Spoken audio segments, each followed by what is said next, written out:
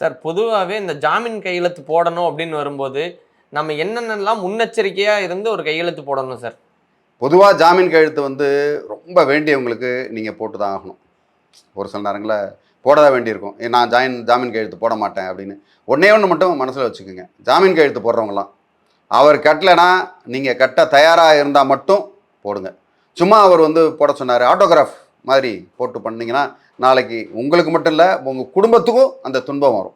Okay, அந்த துன்பம் வரக்கூடாது அப்படின்னா பொதுவாகவே நான் வந்து ஜாமீன் கையெழுத்து போடாதீங்கன்னு சொல்லுவேன். பட் நம்ம ஒரு ஒரு அன்போட ஒரு உறவோட ஒருத்தவங்க கூட இருக்கிறோம், அவங்களுக்காக நான் என்ன வேணால் செய்வேன், மேலேருந்து குதின்னா கூட குதிக்கிற மாதிரி ஒரு சூழ்நிலை வந்ததுன்னா அவர் சொல்கிறார், எப்பா நீ மேலேருந்து குதிக்க சொன்னால் குதிப்பேன், நான் கண்டிப்பாக உங்களுக்காக நான் குதிப்பேன் அப்படின்னு இருந்தால் மட்டும் நீங்கள் செய்யுங்க.